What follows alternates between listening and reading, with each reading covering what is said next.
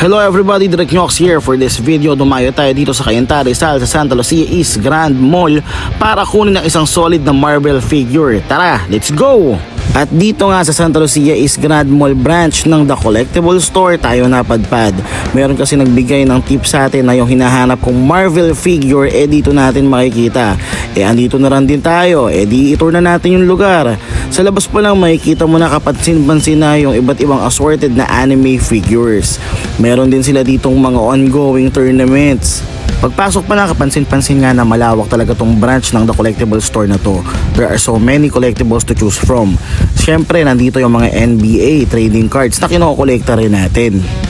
Siyempre hindi mawawala yung mga Pokemon cards at mga iba pang trading cards at itong mga blind box. Minsan nakakainis din talaga pag hindi mo trip yung makukuha mo, pero ganun talaga. It's part of the game. Sobrang daming collectibles na pwede mong pagpilian dito sa The Collectible Store. Hindi ka maganda o gaga sa lahat ng mga action figures, keychain at iba pa. Natuwa rin ako dito sa section ng mga stuffed toy at saka syempre ng mga cute na Pokemon. Perfect spot din para sa magkakatropa dahil pwede kang bumili ng board games at dito nyo rin mismo pwedeng laruin yan sa store nila. At pag-usapang collectible, syempre hindi nawawala ang Funko Pop. Pero gawin na natin kung ano yung pinunta ko dito. Nakita ko na si Doctor Strange, tsaka si Black Panther at syempre si Iron Man. So tara, kunin na natin kung ano yung dapat natin kunin. Kaya pa yung loob? Ayun na nga, nakaimpake na. Nakuha na natin. Tara, uwi na tayo. Pero bago tayo umuwi, chichibog muna ako. Dito ako chumichibog nung college ako, kaya nakakatuwa lang din na makita ko ulit. At saka, tignan natin kung pareho pa rin yung lasa ng mga pagkain nila.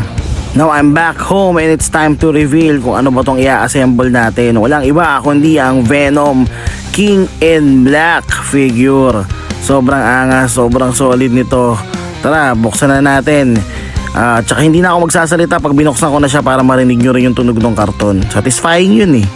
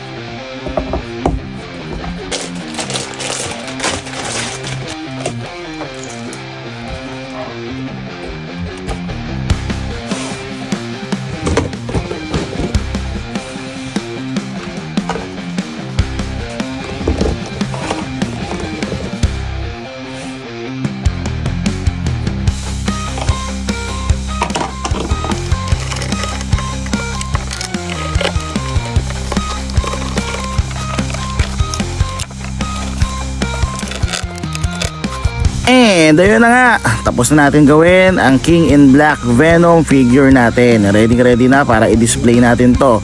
And dyan na rin nagtatapos ang ating video for today. This is Direk Nyox Arcega. Kita-kits!